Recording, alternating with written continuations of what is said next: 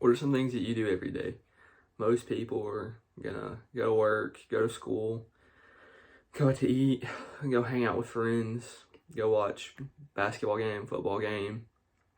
All these things have one thing in common, and that's driving.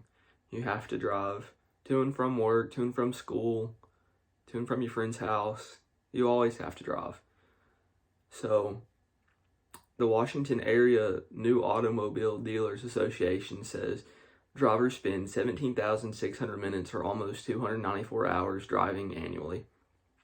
Drivers aged 30 to 49 drive an average of 13,506 miles a year.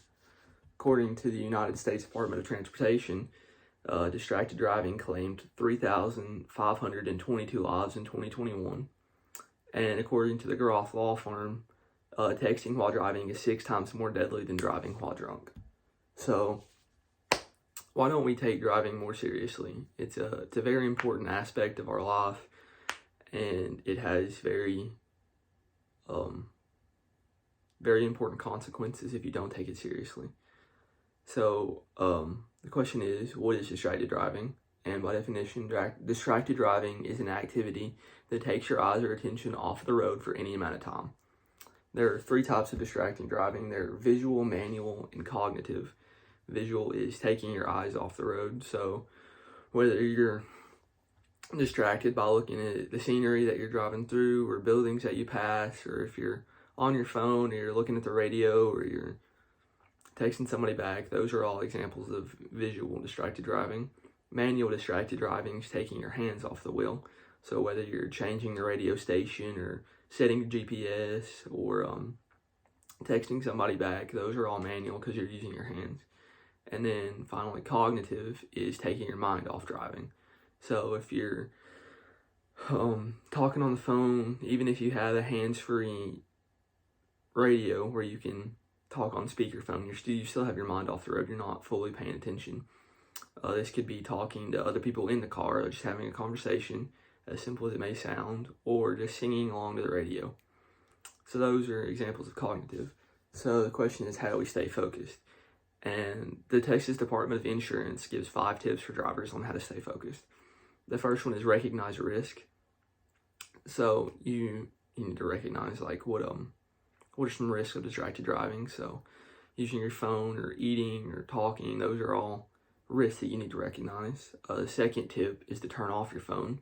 So when you're driving, you just need to have your phone on Do Not Disturb, or just turn it off completely so you don't have that temptation to grab your phone and text somebody back if your phone goes off, or just get on social media or do whatever on your phone. The third tip is to stay calm during stressful situations.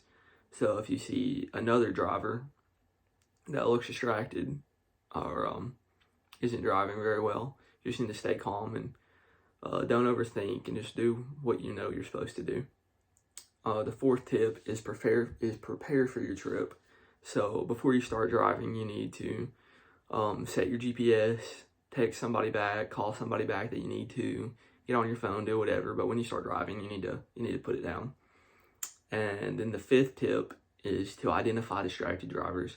So if you're driving and you look around and there's people in other lanes that are weaving, not staying in their lane, just going off the side of the road, speeding up, slowing down, just not driving very well, you need to kind of stay with them, or stay away from them. So if you have to back up or get in a different lane or get on a different road, then you need to do that. So in conclusion, this should have informed you a little bit on what distracted driving is and the consequences of it, and how to keep both yourself and other people on the road and the people in your car safe, so you don't become one of the victims of distracted driving.